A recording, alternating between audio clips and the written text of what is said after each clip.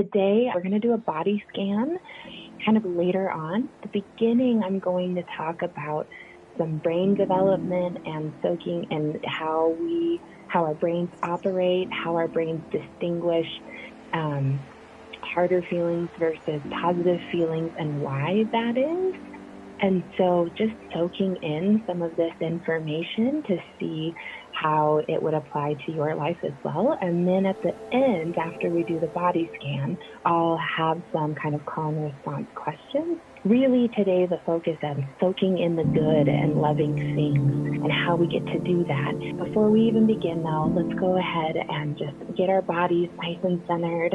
I want you to relax your shoulders, let your back be straight and your head is up, and you can take some deep breaths in through your nose and out through your mouth. And do that 3 times. Deep breaths in and out through your mouth.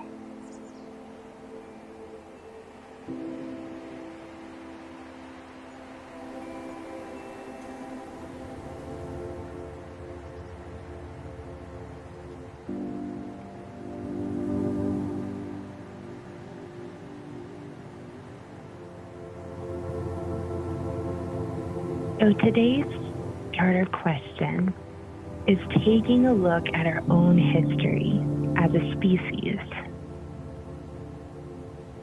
These bodies and nervous systems that we have, they evolved after and under so many conditions.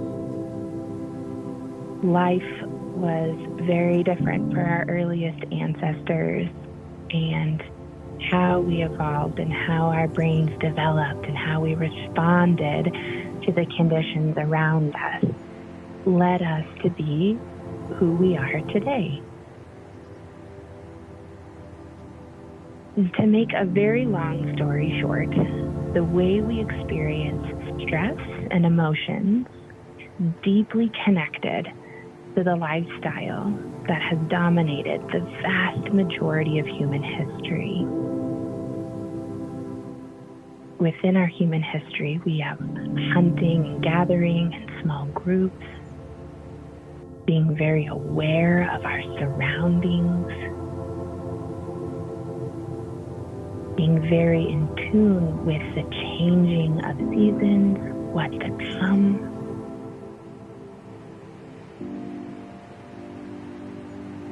Other things as well as our systems are finely tuned to detect and avoid danger, because our survival depended on this ability for so much of our history.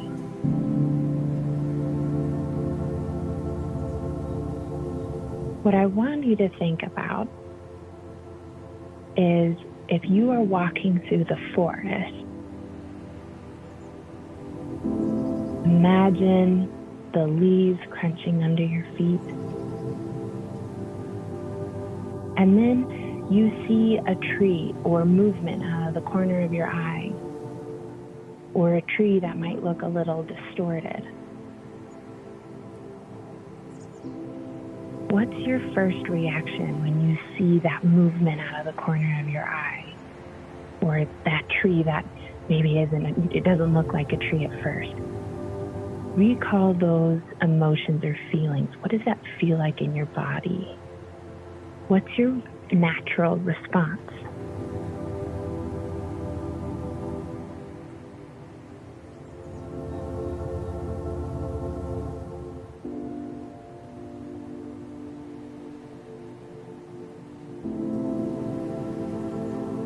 Your mind is highly conditioned to recognize patterns, particularly patterns that suggest something around you might be alive or different.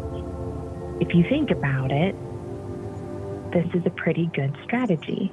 If I'm walking through the forest and I assume a lot of the dead branches I see are snakes or something else, are my chances of survival going to increase or decrease?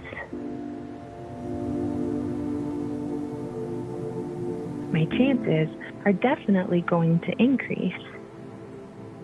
In fact, on a very real level, we can say that all of us together right now are descendants of humans who've had this bias. That ones that didn't have this bias sufficiently ingrained simply did not survive. So what we call this bias, what scientists and researchers call this bias of how our brains developed, is the negativity bias, which has a negative connotation to it. And while it's fantastic for avoiding snakes and tigers and survival, it's not always great for being somebody maybe in the 21st century that might not need to worry about a tiger infiltrating the office and biting someone's leg. So I want you to think about some of the problems that we might experience with the brain's negativity bias in the context of modern life.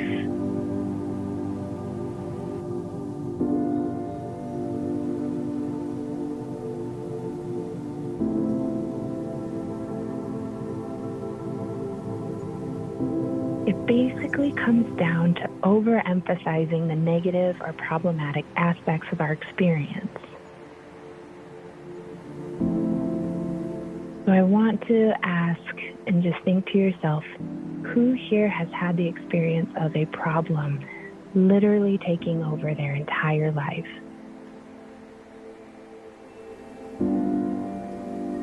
That's the bias at work. To counteract the bias in our minds, it can be helpful to remember this simple saying that our brains are like Velcro for negative experiences and Teflon for positive ones. Our amygdala, our fight, flight, or freeze response in our brain, we experience a lot of negative emotions. We hold on to those emotions. And we have evolved to hold on to more negative emotions than we have positive ones, because the negative bias has kept us alive. Think of another instance where you might have had a wonderful day, but there was one thing in your day that ruined the entire day. One little moment that happened that was negative or it had a significant impact. And even though the rest of your day was fine, that one thing you experienced, it turned out to be a bad day.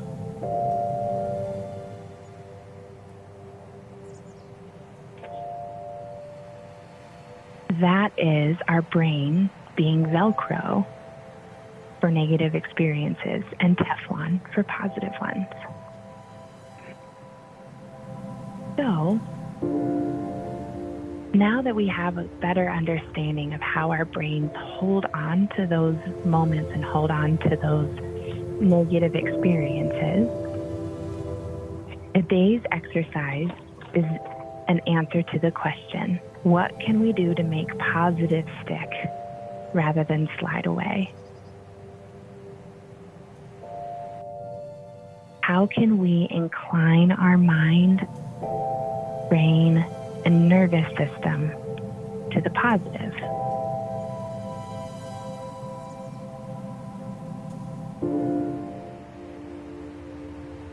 The answer is that we need to soak up the positive in much the same way a sponge soaks up water.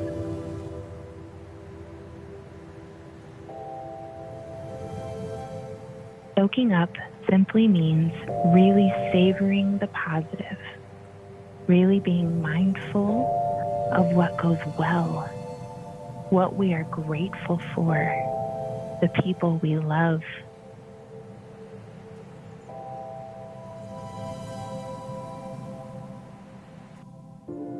To help us train up this ability, what I want us to do is to imagine going through one complete day with heartfulness.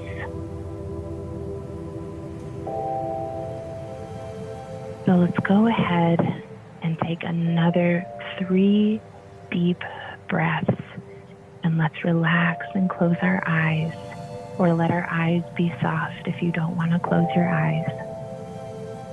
3 deep breaths in through your nose. Fill up your diaphragm and out through your mouth.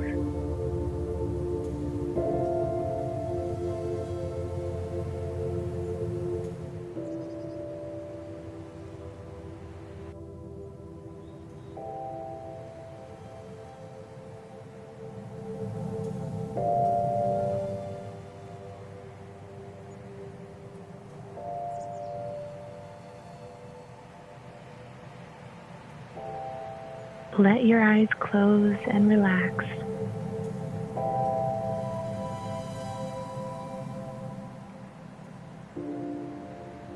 Imagine waking up.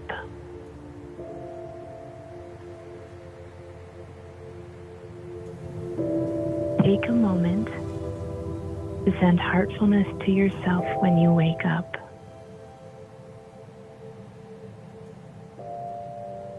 Heartfulness is the feeling of gratitude and appreciation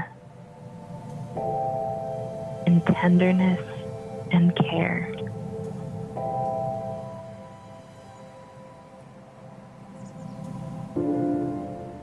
Before we can send heartfulness to others, we have to be able to extend it to ourselves and treat ourselves with the tenderness and care that we deserve and we need.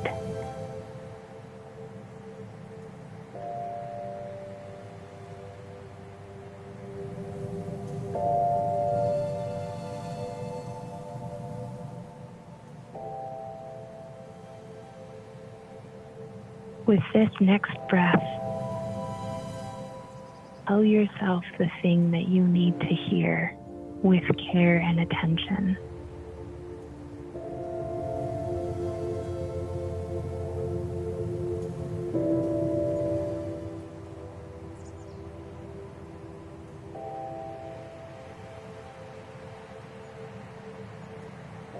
As we're imagining waking up, take that feeling with you while you get out of bed and get ready for your day. Imagine the first person you see in your home. Take a moment and send them heartfulness.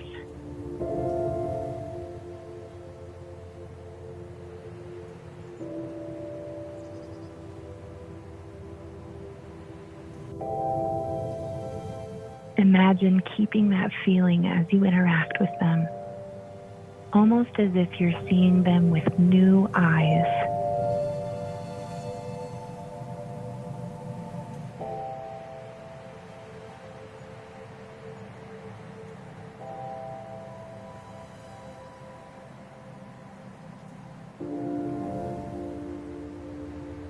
As you leave your home, imagine the first friend or person you see either in the community or at work.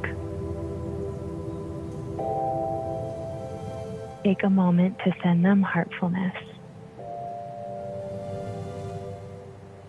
keeping that feeling as you interact with them.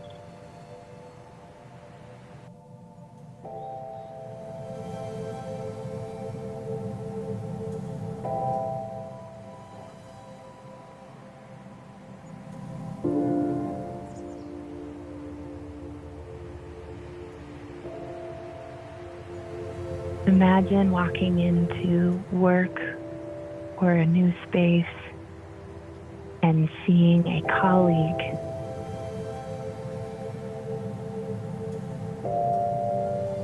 How can you see them with new eyes, sending them heartfulness and care and compassion? Realizing all of us have our own experiences that we're bringing with us every single day.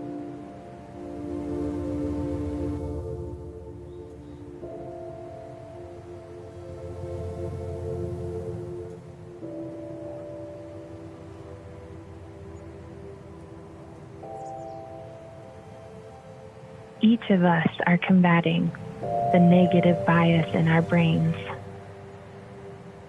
Stress holds us places in our bodies. Deadlines, relationships, the unexpected or unknown.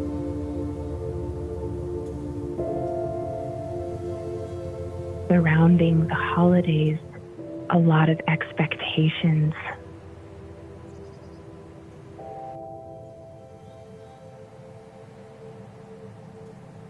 Our bodies and brains hold on to these feelings.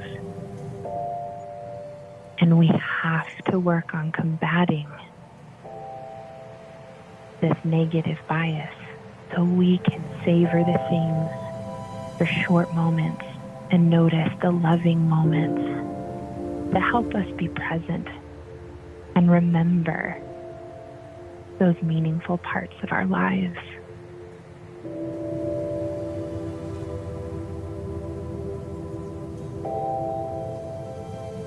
We experience a range of emotions, both negative and positive.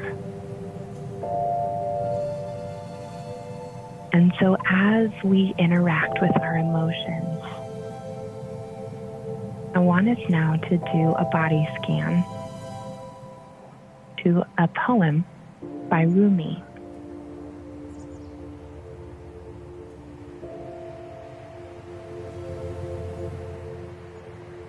This poem is called The Guest House, and it can be used as an example of how to treat our emotions that come and go.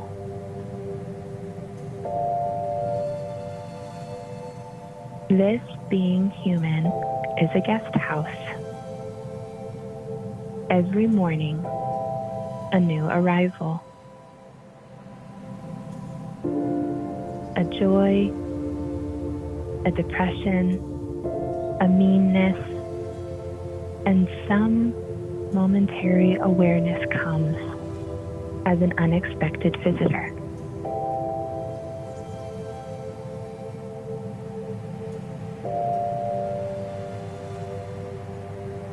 Welcome and entertain them all, even if they are a crowd of sorrows who violently sweep your house, empty of its furniture. Still treat each guest honorably. He may be clearing you out for some new delight.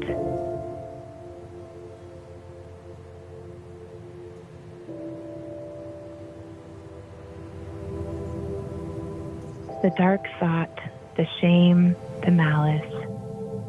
Meet them at the door, laughing, and invite them in.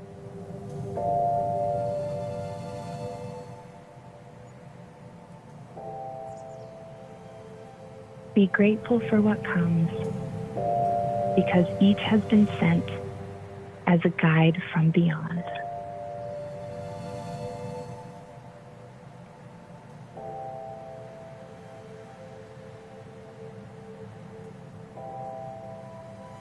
Take the next couple of minutes to sit and breathe and greet the emotions that come up. Notice which ones are sticking, which ones need to stick, and which ones can be greeted and welcomed and let go.